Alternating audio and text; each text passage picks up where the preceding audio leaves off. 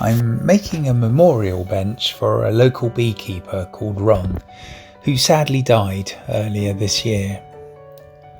I've got 6x2 timber which I'm cutting to length and processing, then gluing together to make the components of the bench. I've decided it's going to be easier to make a quarter-size model of the bench so that I can visualise what it's actually going to look like. I've drawn this design to relief carve into the back of the bench, and I've enlisted the help of a friend who also happens to be a quarter life size, to see how the bench looks when someone is sitting on it. I'm not too sure about the sides of the bench at the moment, which kind of look like a baby brontosaurus, but I'm using the model to help me finalise the shape that I want for the bench. So here I've made the seat and the back of the bench, and now I'm just testing what sort of angles are optimal for comfortable sitting. I transfer the angles onto a cardboard template and work out the height of the arms. Then I transfer the cardboard cutout to the timber and glue it all together to be cut into the shape of the bench sides.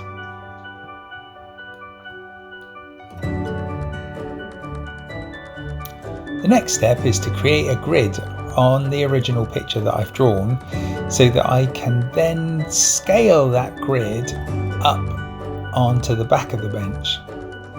Once I've done this, it becomes much easier to copy the 4 times larger picture onto the timber. I can now copy each little bit from each tiny square and maintain the correct proportions. In my experience, this is really difficult to do when you don't have a grid. But before I get carried away and start carving, I really want to make sure that the bench is going to work as a bench, so I need to fit it all together before I start. When you're making stuff, there's an interesting phenomenon where things that are flat look quite different in scale to what they would actually look like if they were 3D.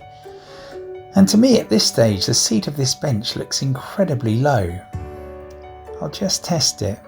I'm not sure, but I'll go ahead and trust that the measurement of my dining room chairs is accurate, and I'll cut out the other side anyway.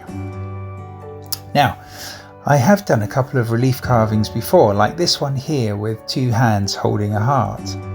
This was relatively easy as there were just 3 or 4 layers to think about.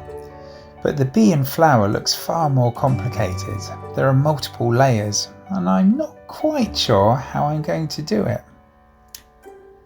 Nonetheless, I'll start routering out the deep parts of the relief. I need to mark out where the back of the bench goes at the angle that I want, and then router out the housing for both the bench seat and the backrest. Yes, that is my do-it-yourself dust extractor, my workshop vacuum. So I get it all put together with the aid of some temporary metal brackets, and it seems to work. At this point, you're probably thinking to yourself, something looks familiar here.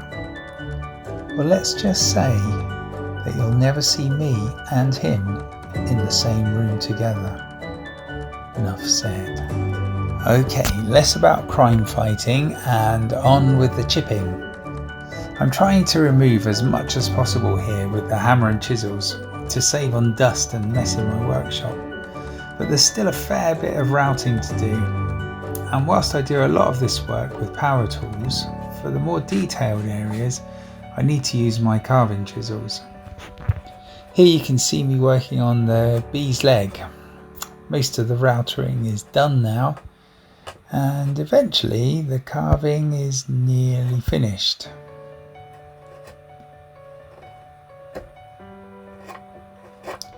I spent ages stippling the background of the carving to try and make it stand out from the carving itself.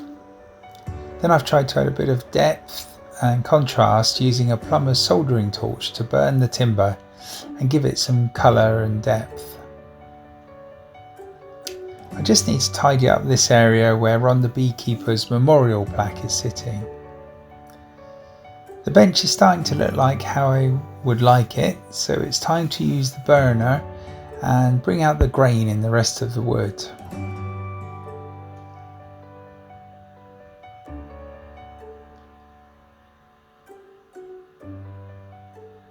it still doesn't quite pop as I'd like it to, so I use a pyrography tool to start adding a little bit more shadow along the edges of the carvings. On the darker parts of the bee, you can see that I've drilled lots of holes so that the shadow of the holes always looks dark, even if the colour fades over time. So here's the finished item. It's been coated in Osmo, which is both a preservative and a sunscreen, so it will stay this colour for a good long time, and probably indefinitely if it's coated every year or so. It's taken me somewhere between 60 or 70 hours to complete, and I hope it's a fitting tribute to a well-liked and respected man, Ron the beekeeper.